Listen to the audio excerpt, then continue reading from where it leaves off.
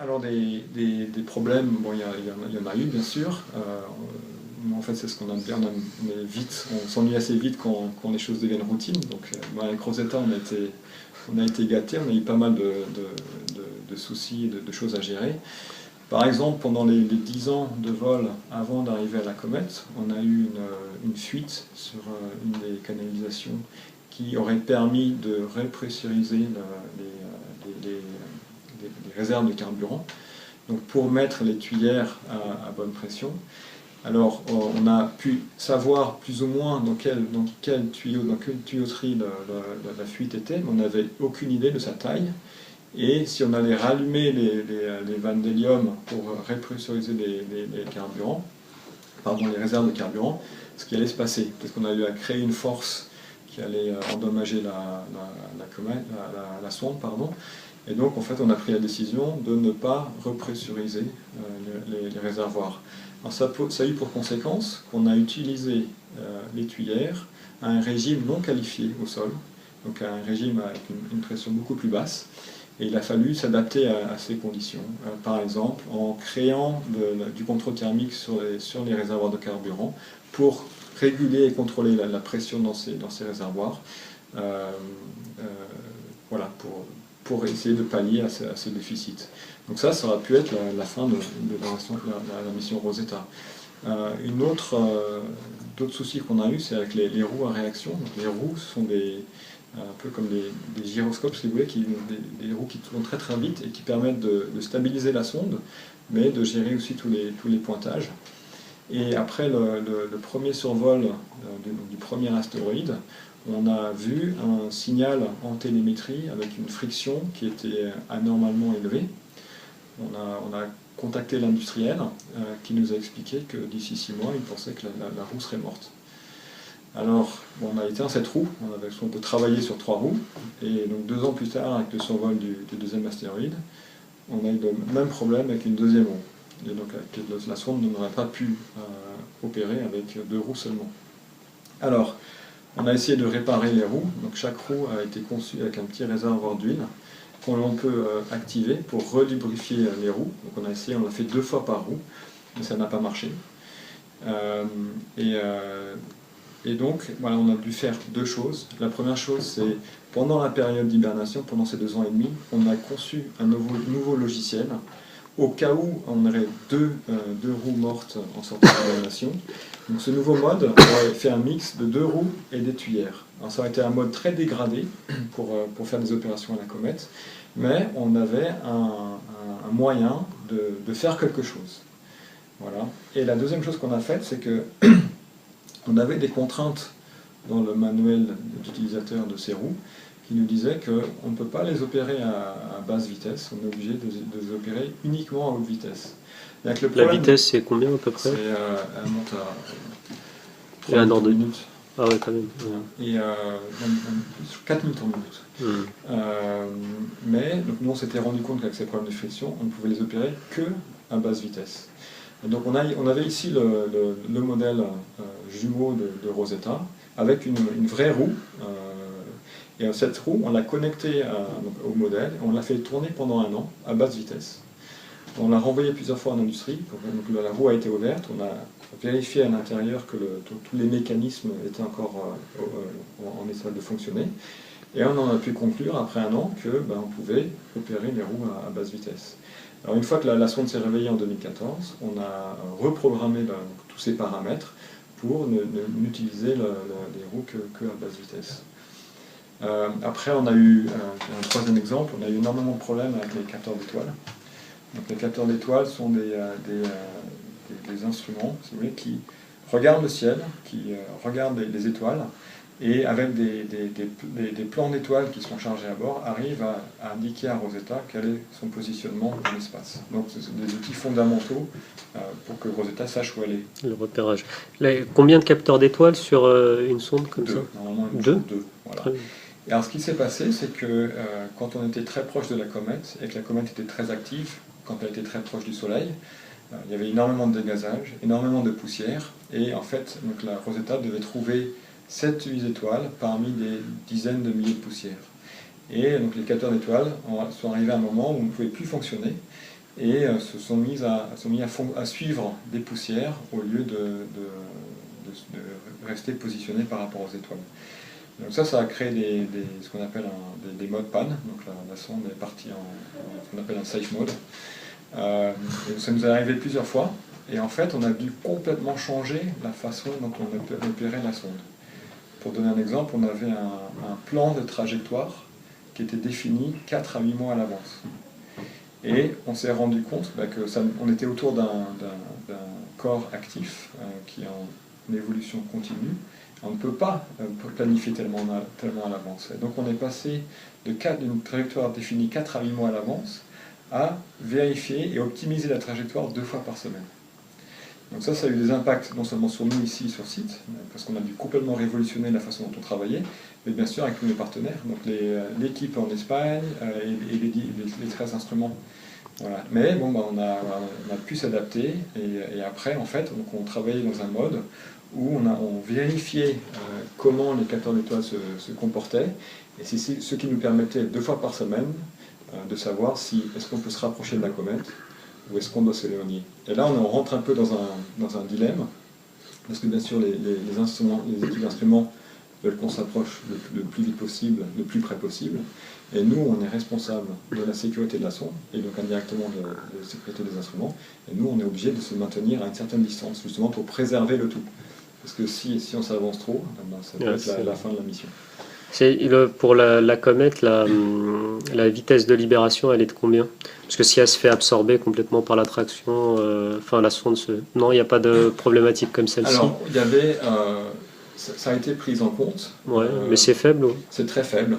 La gravité de la comète est très faible. Et aussi, ça dépendait de l'activité de la comète. Ouais, donc, okay. L'avantage autour de cette comète, c'est que le champ de gravité était très faible. Mais en fait, on pouvait faire ce que l'on voulait. On pouvait, tous les 3 à 4 jours, on faisait une manœuvre. On a été autour de la comète en orbite comme un satellite est en orbite autour de la Terre. Mais on a aussi fait des survols hyperboliques en faisant des marches arrière. L'activité de la comète est prévisible ou...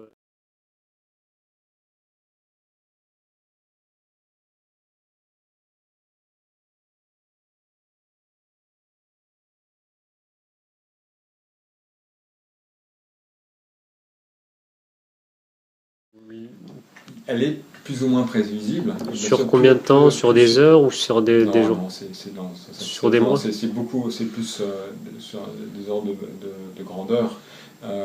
Savoir comment elle évolue au jour le jour, c'est pratiquement impossible. Ouais, bien sûr, on sait qu'en s'approchant du Soleil, son activité va augmenter, et quand elle va s'éloigner, bien sûr, son activité va réduire. Et après, alors bien sûr, l'équipe ici de Flight Dynamics avait besoin de tous ces modèles de dégazage, justement pour pouvoir prédire ce que l'on allait commander dans les jours à venir.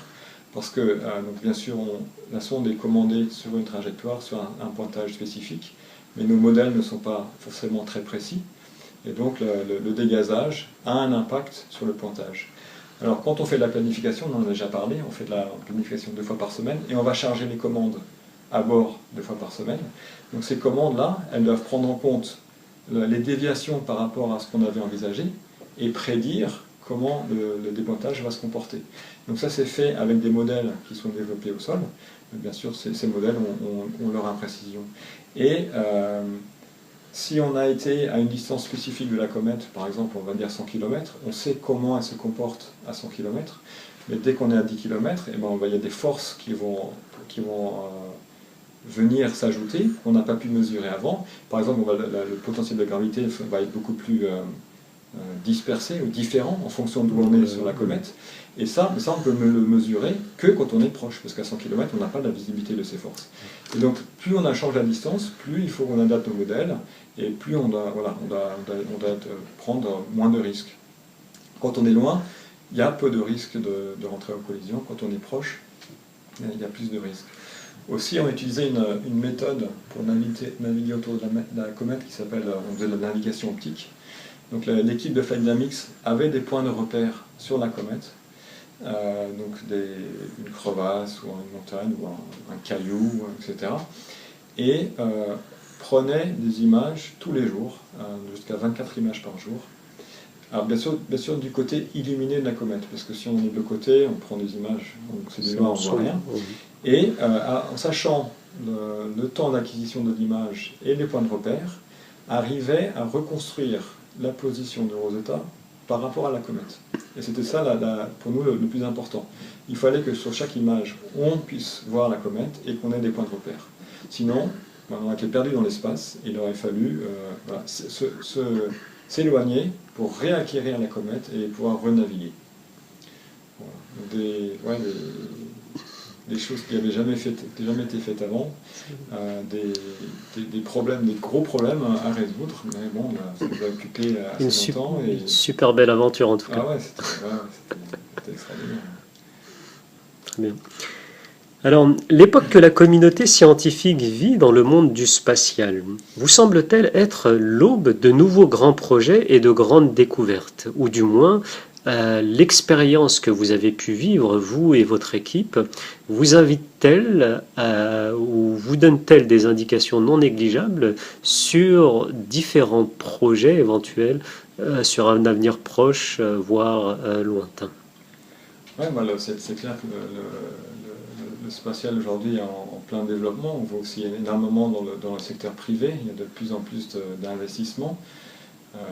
Le spatial est devenu, pour nous, dans nos vies de tous les jours, essentiel. Je veux dire, chaque personne, je crois, utilise une trentaine de satellites par jour, sans vraiment le savoir, hein, que ce soit entre les prévisions météo, la navigation, etc. Donc oui, donc il y a énormément de développement. On parle beaucoup de retourner sur la Lune aujourd'hui, d'aller vers Mars. Donc il y a clairement une demande, un besoin, un futur de nombreux partenaires.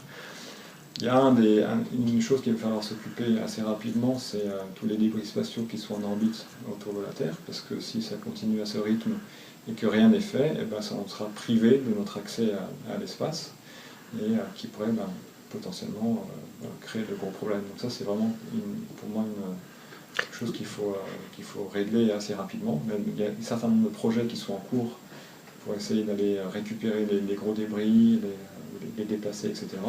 Et vous en avez plus particulièrement conscience de ces débris spatiaux, du fait que dans le domaine planétaire, vous envoyez pas mal de sondes, donc vous devez en prendre compte, quoi. Ouais, mais bon, une fois qu'on a quitté les orbites terrestres, c'est vide. Donc, la probabilité de rentrer en contact avec un gros objet est très très faible.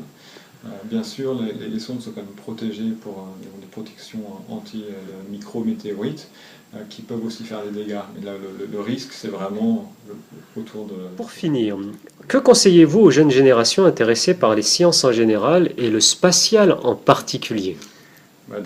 D'y aller à fond. Rosetta, ça a mis 30 ans pour être développé. J'ai commencé très jeune sur ce projet. On peut voir la fin. Les prochains grands projets, ils appartiennent aux jeunes. C'est vous qui verrez, j'espère, la conquête sur Mars et sur la Lune. Donc voilà, l'avenir vous appartient. Et allez-y à fond. Moi, je travaille beaucoup avec des jeunes. J'en ai encore un nouveau dans ma nouvelle équipe. Et ce qui est très important pour moi, c'est la fiabilité. Et je ne peux que vous conseiller que quand vous postulez pour des jobs, investissez-vous à fond et faites des bonnes candidatures. C'est tellement important. Moi, mon dernier poste, il y avait 120 demandes pour venir travailler dans l'équipe Solar Orbiter. Et donc, il faut faire une sélection. Et malheureusement, les CV qui ne sont pas forcément idéaux, ou les présentations qui ne sont pas géniales, elles sont mises à la trappe directement. Donc voilà, j'insiste, donnez-vous du mal si vous voulez le job, parce que ça vaut vraiment le coup. Très bien, merci.